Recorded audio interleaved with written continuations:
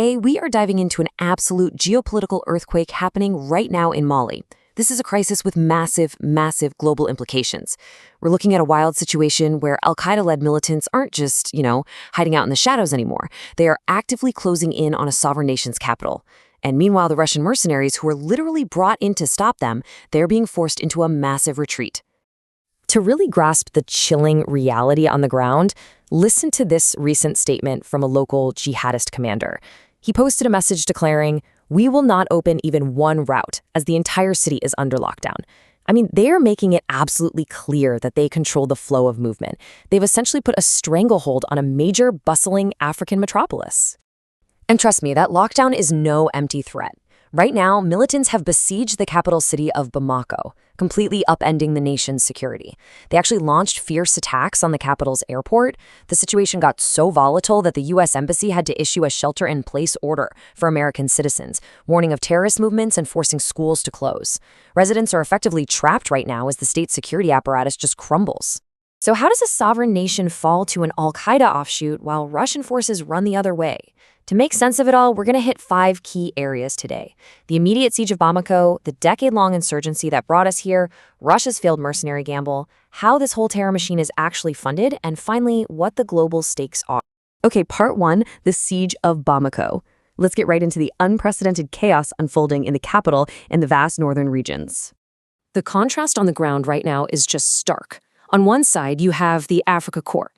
That's the Kremlin-controlled force that basically absorbed the old Wagner Group. They are actively withdrawing from Kidal, which is a hugely strategic, mineral-rich town up in the north. And on the flip side, the advancing rebels aren't just taking territory. They are sweeping through the Sahara and scooping up abandoned Kremlin hardware. We're talking armored vehicles and, incredibly, a literal attack helicopter. Now, the primary group driving this entire siege is JNIM. They are a massive, highly successful al-Qaeda offshoot. And we need to be clear here, they are not some small ragtag militia. They're an umbrella group of about 6,000 fighters with a very clear stated goal: building an African caliphate. To put their scale into perspective, they already control a terrifying amount of territory in Mali and the wider Sahel. We're talking an area roughly the size of the entire state of Montana.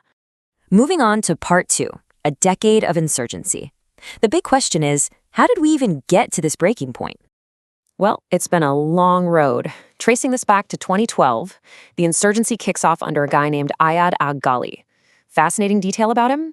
He was actually a former Marlboro-puffing rock and roller before he radicalized and literally banned music in his territories. Crazy, right? Anyway, for years, French forces tried to contain this rebellion, but they failed. So fast forward to 2022, Mali pivots. They import Russian Wagner mercenaries. Then, in 2023, Wagner's founder, Yevgeny Prigozhin, dies in that infamous plane crash, and his forces become the Afrika Korps. And all of that perfectly sets the stage for the total collapse of security we're witnessing today with JNIM's siege on Bamako. To really wrap our heads around the complexity here, you have to realize there is a chaotic web of factions fighting it out.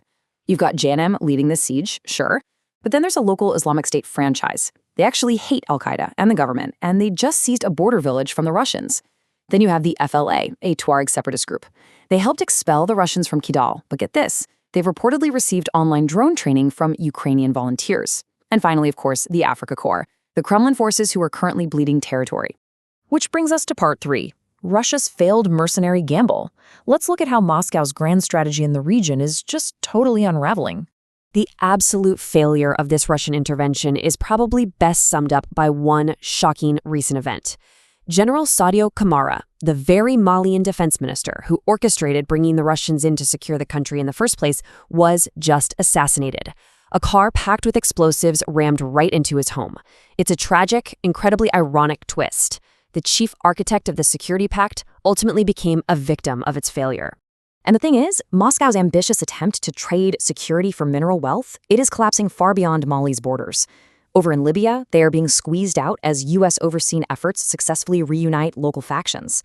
In Syria, they've been completely sidelined after Bashar al-Assad was toppled. This whole African and Middle Eastern adventure, which Prigozhin envisioned as this shortcut to vast riches and global dominance, is just falling apart across the board.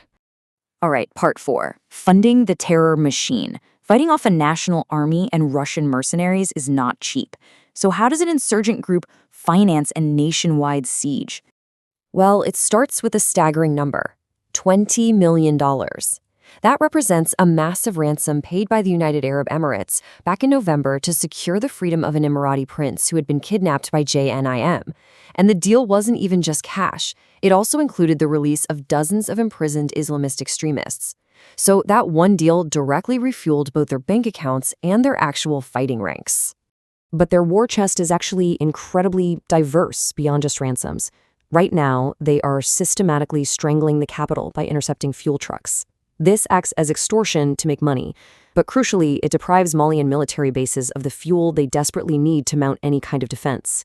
On top of that, current and former rebel leaders say they're making a fortune escorting Colombian cocaine as it transits through the Sahel on its way to Europe. This is a highly organized, heavily funded criminal enterprise. Finally, Part 5, the global stakes. Why should the rest of the world be paying such close attention to what happens in Bamako? There's a great quote from Justyna Gudzowska of The Century that highlights the immediate danger. It might not be a sudden, dramatic takeover of the presidential palace. The real danger is a completely hollowed-out state. We're looking at a scenario where the military junta exists basically in name only within the capital, while they've entirely lost effective control of the vast majority of the country to militant forces.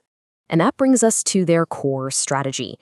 JNIM explicitly wants to copy the Taliban's playbook. They don't need to win a huge traditional pitched battle. They just need to win a war of attrition. The plan is to simply outlast their enemies until the regime collapses from the inside, exactly like we saw in Kabul. Pitted against that strategy is the ultimate Western fear, an al-Qaeda franchise seizing complete, uncontested control of an entire sovereign nation.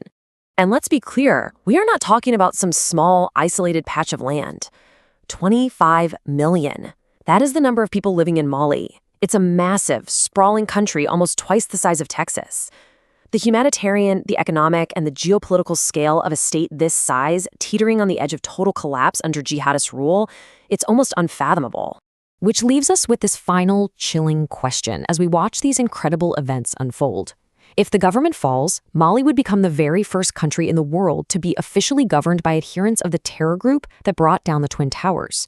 With Russian forces retreating and militants literally at the airport gates, is the international community actually prepared for the very real possibility of a fully functioning al-Qaeda state? It is a reality that could reshape global security for decades.